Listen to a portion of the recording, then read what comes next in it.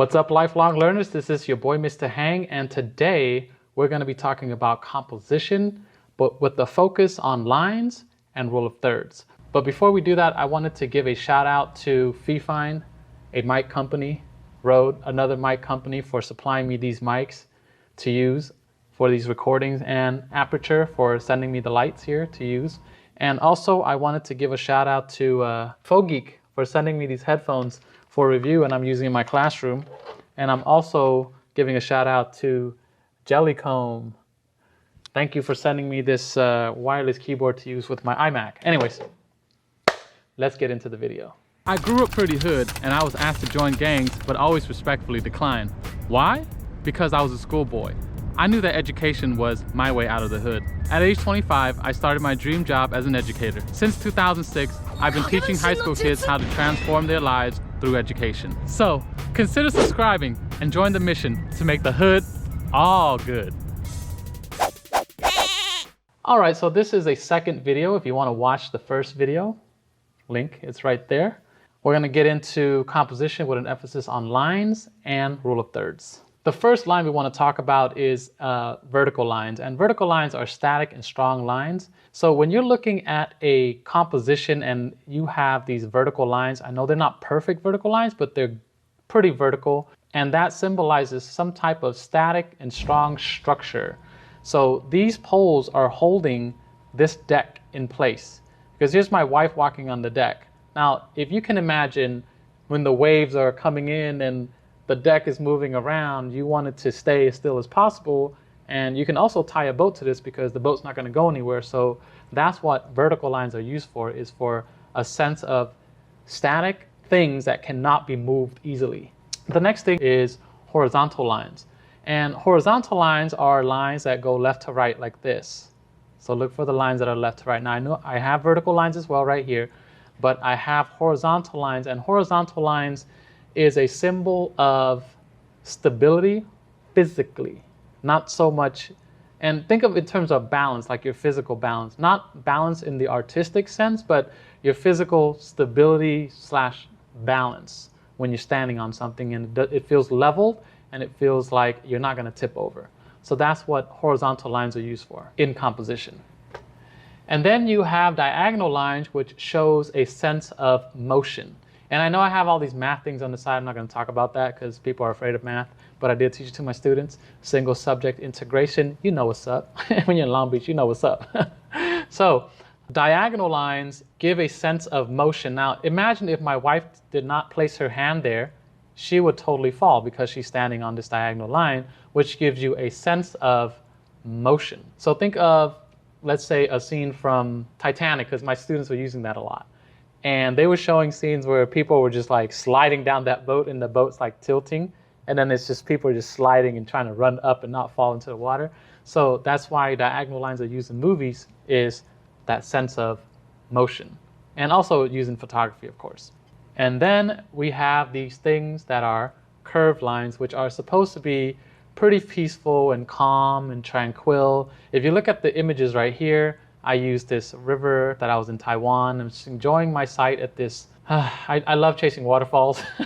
And I just happened to want to go to this waterfall, and I'm like, you know, I'm going to take a slow shutter photo of this curved line and leading to this waterfall. And then you have this curved line right here, which is in the water, and it just gives it a nice sense of tranquility and peacefulness when you're just going out with your dogs and letting them run around in an unknown place to them, and they're smelling all these things. Anyways, curved lines, peacefulness, tranquility. I'm going to go outside now, and I'm going to show you guys around my school what vertical lines and horizontal lines and diagonal lines. Unfortunately, we don't have a lot of curved lines here, but I want to show you that right now. All right, so here I am outside. It's really loud. There's a swim meet going on. There's wind blowing, and you're going to hear some noise, but I'm sorry for that. But I wanted to demonstrate right here. Here's horizontal line. I'm standing on a beam right now, and I'm feeling very balanced. Now, if this beam was like at a diagonal, I would be falling and tilting, and I'm going to show you diagonal lines in a little bit. Now, vertical lines, again, are structurally strong, so I can push this, and nothing's going to happen. So I could run over here, push this, and nothing's going to happen. But if I jump down, okay, I come over here, check this out. Diagonal lines, again, shows motion. Boom. That's it. Now, unfortunately, I don't have any curved lines, but you get the point, right? Back to the classroom. All right, so you can see, I was like sliding down that handrail. It was kind of fun to do that. You've always wanted to do that. You can see diagonal lines gives a sense of motion. And I want to show you one more thing here. I want to show you curved lines. I was in Costa Rica, and this is the time lapse that I shot, and it gives a sense of tranquility as well. Just check it out.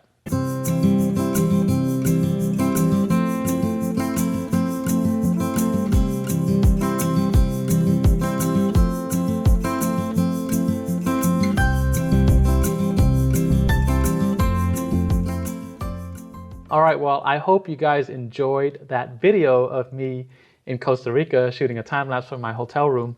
And now I want to get into rule of thirds. If you're noticing, I'm actually using rule of thirds right now. So rule of thirds is placing a subject on one of these 4 focal points.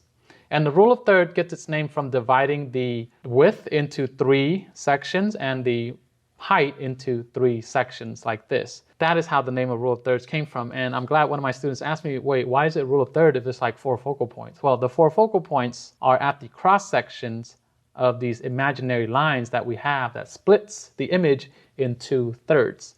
So it's a 3x3 grid. And when you place a subject directly on 1, 2, 3, or even 4 of these focal points and you use it in a very clever way, you are following the rule of thirds. Again, following the rule of thirds when the subject is placed on one of these 4 focal points. So when I take these lines off, you can see the rule of third is being followed because my subject is on one of the 4 focal points. And then there's all this empty space here. And just a quick review, I have foreground, I have subject, I have background, I have a horizontal line that gives it a sense of stability.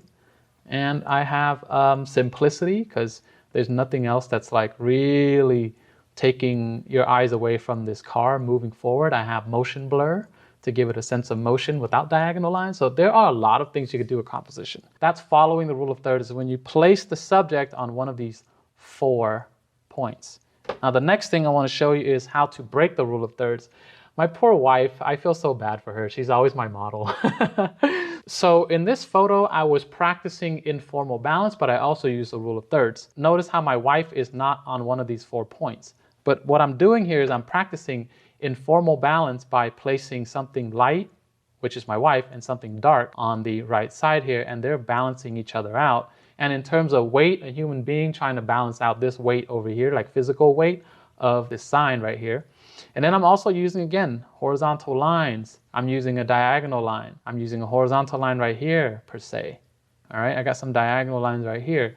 It is not an amazing photo, but it was just good practice of informal balance using lines and breaking the rule of thirds. And then here's another one. I shot this underneath, near the Broad, actually. It was underneath, I think this is on Grand Avenue or something like that when I shot this. So yeah, I'm taking this light and drawing your eyes on the light first, and then the light leads you to this couple right here. And so I just happen to place them outside of the rule of thirds. Now this is not an amazing photo. This was good practice for me as well because I was just using this line made by lights to draw your eyes from the light part to a kind of darker part. And it is using curved lines, I'm using horizontal lines, I'm using vertical lines. Now the trick to photography, if you just do these two things, make sure your lines are horizontal and vertical, it just makes your image looks better for some reason. If you saw from the example before when I was out there showing you an example of real world horizontal line, diagonal lines, and vertical lines, you can see how it's just horizontal lines and vertical lines just makes it feel so much more nice to look at, more aesthetically pleasing for some reason. All right, well, that is pretty much it. That is lines and rule of thirds. And don't forget, if you want to buy any of this equipment, link is in the description below. Thank you very much to these companies for sending me out a sample. All right, well, you guys, we're gonna say goodbye now. But first, what we're gonna do here is, see that guy? Yeah, do what that guy's telling you to do, okay? Yeah. And if you have any questions, leave it in the comments down below. If you found something useful and you learned something new, give it a thumbs up and share it with other people who are trying to improve their photography or cinematography via better composition. Okay, well, you know how we say goodbye. And if you're new, just follow along, get your hands ready. rock, paper, peace.